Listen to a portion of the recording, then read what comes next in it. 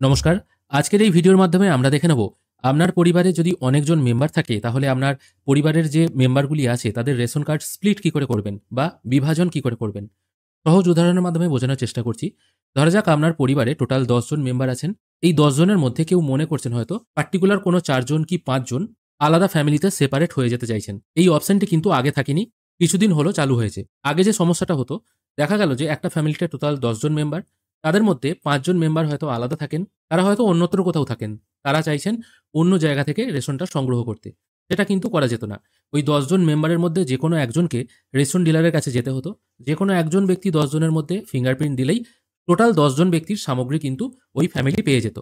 কিন্তু এবার কেউ যদি মনে করে তার পরিবারকে ভাগ করে নিতে, কেউ হয়তো এক জায়গায় থাকে, কেউ হয়তো পাশের পাড়ায় থাকে। তার অন্য পাড়া থেকে রেশন সামগ্রী তুলতে সুবিধা হয় বা অন্যান্য পারিবারিক কোনো সমস্যা থাকতে পারে।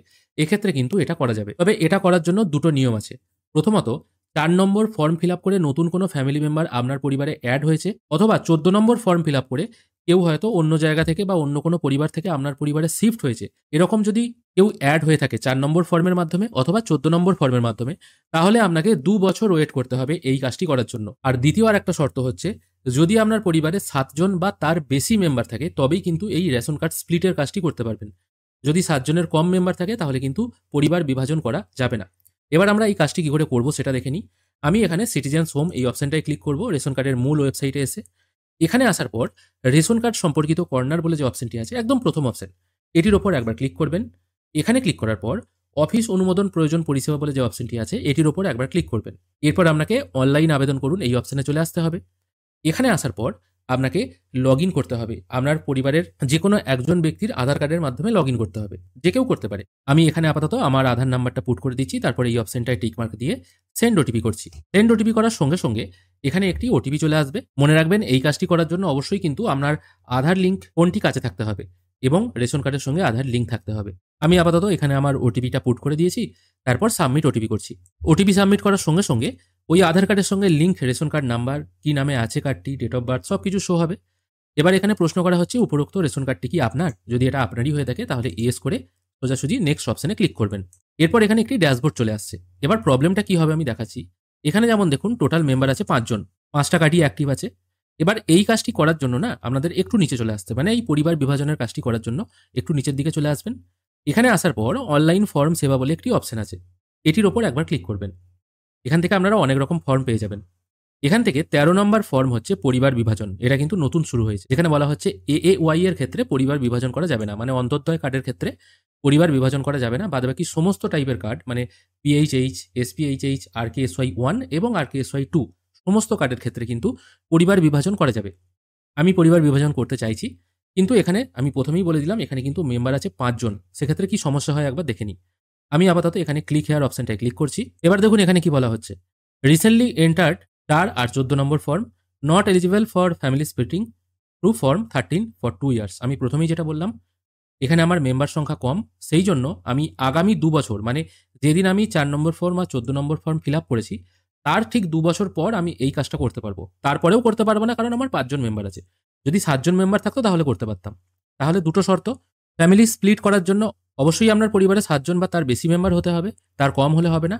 আর ৪ নম্বর আর ১৪ নম্বর ফর্ম ফিল আপ করে আপনার ফ্যামিলিতে নতুন মেম্বার যেদিন অ্যাড হয়েছে তার ঠিক ২ বছর পর আপনি এই কাজটা করতে পারবেন।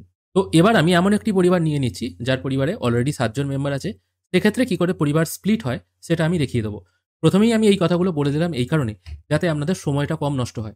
আপনারা টোটাল ভিডিওটা দেখলেন, শেষকালে আমি বললাম যে ৭ জনের কম মেম্বার হলে আর ৪-১৪ নম্বর ফর্ম ফিল আপ হলে তবেই করতে পারবেন। তাহলে কমেন্ট বক্সে আপনি হয়তো ২-৪টে কটু কথা শুনিয়ে দিতে পারতেন। সেই জন্য প্রথমেই জিনিসটা ক্লিয়ার হয়ে থাকলাম।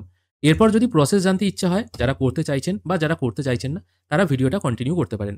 নেক্সট করার সঙ্গে সঙ্গে এই পরিবারে কজন মেম্বার আছে দেখুন, এখানে শো হচ্ছে ৭ জন মেম্বার ছিল, একজন মারা গেছে, কিন্তু ৬ জন মেম্বার অ্যাক্টিভ আছে। ৭ জন মেম্বার ছিল, তা সত্ত্বেও কিন্তু আপনি এই প্রসেসটা করতে পারবেন। তারপর নেক্সট অপশনে ক্লিক করবেন। নেক্সট অপশনে ক্লিক করার পর দেখুন এখানে একটি মেনু চলে এসেছে, যেখানে বলা হচ্ছে আপনি যে পরিবারের সদস্যদের আলাদা করতে চান সেটা এখান থেকে আপনাকে সিলেক্ট করতে হবে। এবার যার আধার কার্ড নাম্বারের মাধ্যমে আপনি লগ ইন করেছিলেন তার রেশন কার্ডটা অলরেডি এখানে সিলেক্ট হয়ে আছে, সেটাকে আপনি চেঞ্জ করতে পারবেন না। ঠিক আছে, এবার আপনি যাদেরকে নিয়ে চেঞ্জ হতে চাইছেন বা আলাদা হতে চাইছেন শুধুমাত্র তাদেরকে এখানে সিলেক্ট করে নেবেন। এখানে খেয়াল করে দেখুন যে আধার নাম্বার দিয়ে লগ ইন হয়েছিল সেটা কিন্তু এখানে ইনঅ্যাক্টিভ আছে। এবার বাদবাকি যতজনকে আপনি নিয়ে আলাদা হতে চাইছেন তাদের দুজনকে সিলেক্ট করবেন। এবার এক্ষেত্রে আমি দুজনই করেছি, সেই জন্য আমি দুজন এখানে সিলেক্ট করলাম। আপনারা দুজন, তিনজন, চারজন যেভাবে ইচ্ছে স্প্লিট হতে পারেন, অসুবিধা নেই। এক্ষেত্রে আমি দুজন সিলেক্ট করে নিচ্ছি, ঠিক আছে। এরপর পেজটিকে স্ক্রোল করে একটু নিচে চলে আসতে হবে।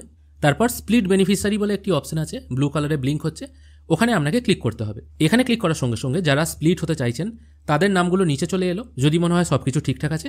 তারপর নেক্সট অপশনে ক্লিক করবেন। মনে রাখবেন স্প্লিট করার সময় ভালোভাবে দেখে নেবেন যাদেরকে আপনি সিলেক্ট করছেন তারাই স্প্লিট হচ্ছে কিনা। অনেক সময় তাড়াহুড়োবশত অন্য নাম সিলেক্ট হয়ে যেতে পারে। এরপর যারা স্প্লিট হতে চাইছেন না আর কি, দেখুন এখানে লেখা আছে পরিবারের অবশিষ্ট সদস্যদের একজনের আধার ওটিপি অথেন্টিকেশন করুন। ধরুন আপনার পরিবারে 10 জন মেম্বার, আপনারা চাইছেন 4 জন স্প্লিট হয়ে যেতে, বাকি 6 জন যেমন আছে তেমনই থাকতে। সেক্ষেত্রে ওই যে বাকি 6 জন রয়ে গেল তাদের মধ্যে যে কোনো একজন ব্যক্তির আধার অথেন্টিকেশন করতে হবে, মানে তাদেরকে সম্মতি দিতে হবে যে আমি চাইছি এরা স্প্লিট হতে চাক, তবেই কিন্তু এই কাজটি হবে, তার আগে কিন্তু হবে না। এবার এক্ষেত্রে আমি ওই বাকি যারা মেম্বার আছে যারা স্প্লিট হতে চাইছি না তাদের যে কোনো একজনকে আমি সিলেক্ট করে নিচ্ছি। তারপর এখানে সেই ব্যক্তিকে আধার অথেন্টিকেশন করতে হবে আধার ওটিপির মাধ্যমে। আপনি যে কোনো একজনকে সিলেক্ট করে নিয়ে এই অপশনটায় টিকমার্ক দিয়ে ভেরিফাই আধার অপশনে ক্লিক করবেন। অর্থাৎ এই প্রসেসটি করার জন্য যে নতুন পরিবার করতে চাইছে তাকেও যেমন আধারের মাধ্যমে লগ ইন হয়ে এই কাজটি করতে হবে, একই রকমভাবে যে পুরনো পরিবারে রয়ে যাচ্ছে তাদেরও যে কোনো একজন ব্যক্তিকে কিন্তু সম্মতি দিতে হবে যে সে পরিবার আলাদা করতে চাইছে। এরপর যার আধারের মাধ্যমে আপনি স্প্লিট হওয়ার কাজটি সম্পন্ন করছেন, মানে পরিবারের বাকি মেম্বাররা যারা আপনাকে সম্মতি দিচ্ছেন আপনি স্প্লিট হতে পারেন, তাদের আধার লিঙ্ক ফোনে একটি ওটিপি চলে আসবে 6 সংখ্যার।